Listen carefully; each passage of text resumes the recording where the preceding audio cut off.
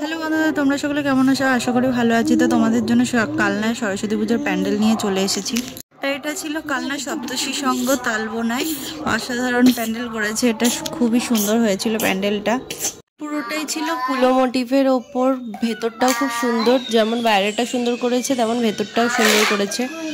অনেকক্ষণ দাঁড়িয়ে থাকার পর লাইন দিয়ে ঢুকেছি। তো রাতের বেলা প্যান্ডেলগুলো বেশি সুন্দর লাগে, তাই তোমাদের দিনের বেলায় ভিডিও করে দেখাইনি। আর এখানে ঠাকুরটা সব থেকে একটু বড় টাইপের হয়েছিল। যতগুলো ঠাকুর হয়েছে তার থেকে এই ঠাকুরটাই বেশি বড় হয়েছিল। আর ভেতরের কাজটা দেখো, কুলো মোটিভের ওপর কুলো দিয়ে করা হয়েছে। ভেতরেও খুব সুন্দর লাগছিল। বাইরে আর ভেতরটা অনেকটা একই টাইপের ছিল। তোমরা কে কে কালনায় সরস্বতী ঠাকুর দেখতে আসো অবশ্যই কমেন্ট করে জানিও। একটা কমেন্ট করে দিও আর একটা লাইক করে চ্যানেলটাকে সাবস্ক্রাইব করে দিও। তারপরে চলে গেছি তালবোনায়। পাশে একটা প্যান্ডেল করা হয়েছে, যেটা প্লাস্টিকের ফুল দিয়ে, যে মণ্ডপ সাজানো হয় যে ফুল দিয়ে, সেই ফুল দিয়ে করা হয়েছিল। আর লাইটিংগুলো দেখো, দেখতেই পাচ্ছ কতটা সুন্দর করে করা হয়েছে। অনেকটা এরিয়া নিয়ে জায়গাটা ছড়িয়ে প্যান্ডেলটাকে করা হয়েছিল। আর এই অসাধারণ প্যান্ডেলটা করেছিল নিউ প্রান্তিক ক্লাব। প্যান্ডেলের পাশে কিছু মূর্তি দিয়ে সাজানো হয়েছিল। তো চলো এবার ভেতরে ঢোকা যাক। আর ভেতরে ফুল দিয়ে সাজানো হয়েছিল আর সোলার গাছ করা হয়েছিল সাইড দিয়ে, আর কিছু মূর্তি রাখা হয়েছিল। আর সরস্বতী ঠাকুরটাও খুব সুন্দর করেছিল। হাঁসের ওপর দাঁড়িয়েছিল, দুপাশে দুটো পাখির ডানা দেওয়া ছিল। আর সামনে ছিল হচ্ছে শিবশম্ভু আর নন্দী রাখা ছিল, যেটা জলের ওপরে ছিল। আর এই প্যান্ডেলটা দেখো অনেকটা হাভেলি টাইপের করা হয়েছিল, খুবই সুন্দর লাগছিল বাইরে থেকে দেখতে। আর ভেতরেরটা অনেকটা সিম্পল টাইপের করা হয়েছে। আর ওপরে একটা ঝাড়বাতি দিয়ে দিয়েছে, আর পাশ দিয়ে স্টার স্টার টাইপের করেছে। আর এই ছিল ঠাকুরটা খুবই সুন্দর করেছে। তারপরে চলে এসেছিলাম আরেকটা ঠাকুর দেখতে, যেটা পুরোটাই করা হয়েছিল ভুতুরে টাইপের। তো বাইরে অনেকটা লাইন ছিল, আমরা অনেকক্ষণ লাইন দিয়ে দাঁড়িয়েছিলাম, তারপরে ভেতরে ঢুকেছিলাম। আর বাইরে প্যান্ডেলটা পুরোটা সিম্পল টাইপের ছিল। বাইরেটা এরকম সাজানো হয়েছিল, শোলা দিয়ে কিছু ভূতের ছবি আঁকা হয়েছে। আর তো ভেতরে ঢুকেছি পরে, তো দেখো জঙ্গল, এটা সত্যি করে জঙ্গলই ছিল, জঙ্গলটাকে কাজে লাগানো হয়েছে। আর ভেতরে ভুতুরের গান চালানো হচ্ছিল। আর জঙ্গলের ভেতরে একজনকে ভূত সাজিয়ে রাখা হয়েছে। আর কিছু কঙ্কালের মূর্তি টুর্তি শোলা দিয়ে করা হয়েছিল, কিছু মূর্তি করা হয়েছিল, ভুতুরে মূর্তি। আর প্যান্ডেলের ভেতর দিয়ে না যাওয়ার সময় মায়ের সাথে লাইট অফ করে দেওয়া হচ্ছিল।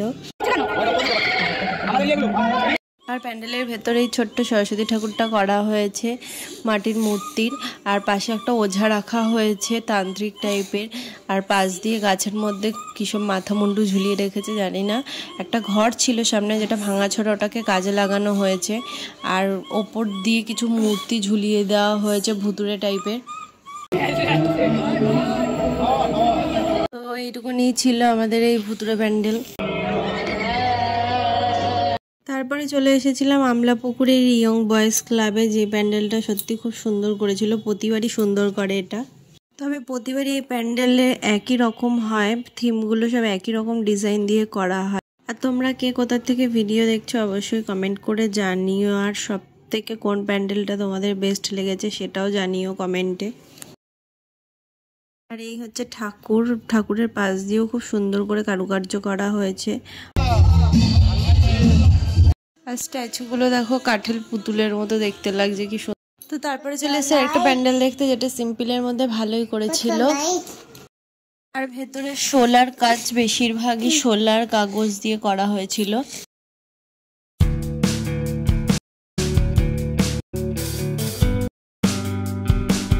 আর এই হচ্ছে প্রতিমা, ঠাকুরটি একটা পদ্ম ফুলের উপরে বসে আছে। আর এই প্যান্ডেলটা ছিল মিতালি সঙ্গের প্যান্ডেল, যেটা ইতিহাসে ভরা ছিল। আর ভেতরটা হচ্ছে ফাঁসির দড়ি ঝোলানো ছিল ওপরটা দিয়ে। নিচে দেখো, বিভিন্ন ঐতিহাসিকদের ফটো দেওয়া ছিল, খুব সুন্দর করে ফুটিয়ে তোলা হয়েছিল প্যান্ডেলটা। ক্ষুদিরাম বসু, বিদ্যাসাগর, জওহরলাল নেহেরু থেকে ধরে অনেক জ্ঞানবান ব্যক্তিদের ফটো দিয়ে এই প্যান্ডেলটা ফুটিয়ে তোলা হয়েছিল।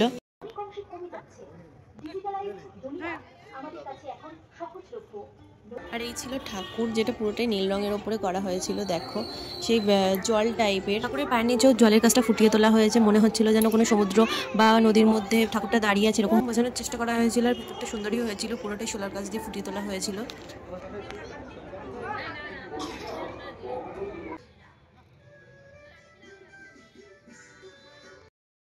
আর এই প্যান্ডেলটাও খুবই সুন্দর করেছে, বাঁশের কাজ দিয়ে লাইট দিয়ে ফুটিয়ে তোলা হয়েছে প্যান্ডেলটাকে পুরোটুকুনি।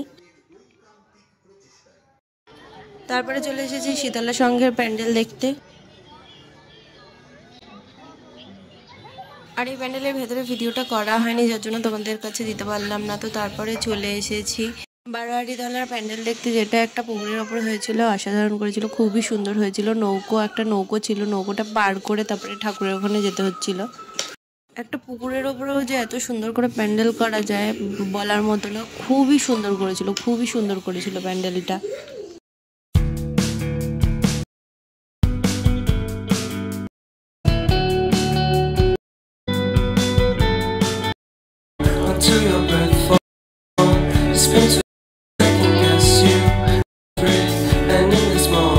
নৌকোটার ওপর দিয়ে আমরা যাচ্ছিলাম, যেটার এক সাইডে কতগুলো কলসি রাখা ছিল, যার উপরে লেখা ছিল কেষ্ট, বলাই, জগা প্রভৃতি নাম ছিল।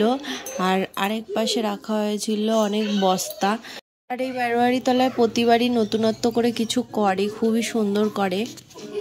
তো তারপরে চলে এসেছিলাম প্রতিমা দর্শন করতে, যে প্রতিমাটা অনেকটা দূরে ছিল, মানে প্রতিমার সামনে গিয়ে দেখা যাচ্ছিল না। আর খুবই সুন্দর করেছিল প্রতিমাটা। তোমাদের কেমন লেগেছে অবশ্যই কমেন্ট করে জানিও, আমার তো খুবই সুন্দর লেগেছে। তো তারপরে চলে এসেছিলাম ডায়মন্ডের সরস্বতী ঠাকুর দেখতে। প্রতিবারই এখানে মশলার তারপরে হচ্ছে কাজু কিশমিশ চাল ডাল দিয়ে করা হয়, তো এবার ডায়মন্ড পাথর দিয়ে করা হয়েছিল সরস্বতী প্রতিমা।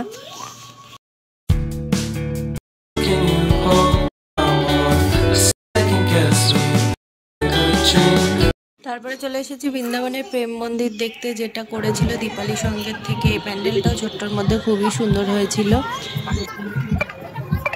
এই আর একটা প্যান্ডেল, প্রথমে না সরস্বতী পুজোর আগের দিনকে গেছিলাম, প্রথমে আমি ঢোকার সময় দেখছি কি ভেতরটা অন্ধকার, বুঝতে পারিনি যে ওরকম টাইপেরই করা হয়েছে। আমি মনে করেছি হয়তো ভেতরে কাজ চলছে, আমাদেরকে অ্যালাউ করবে না, কিন্তু ওর বাবা সাহস করে বললো চলো। তো গিয়ে দেখি যে না, ভেতরটা পুরো কমপ্লিট হয়ে গেছিলো। আর খুবই সুন্দর, দেখো ঝর্ণা টাইপের করা হয়েছে, ওপর দিয়ে জল পড়ছিল, আর নিচে পুকুরের মতো করা হয়েছে, হাঁস পদ্ম ফুল সব কিছু দেওয়া হয়েছিল। আর খুবই সুন্দর করেছিল, জলের ওপরে প্রতিমাটা বসে আছে।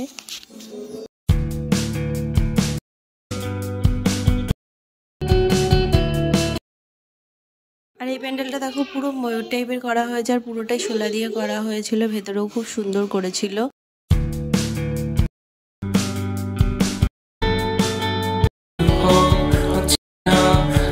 আর এই হচ্ছে প্রতিমার ভেতরে পুরোটাই শোলার কাজ করা ছিল, আর উপরে একটা খুব সুন্দর পদ্ম ফুল ডিজাইন করা হয়েছে।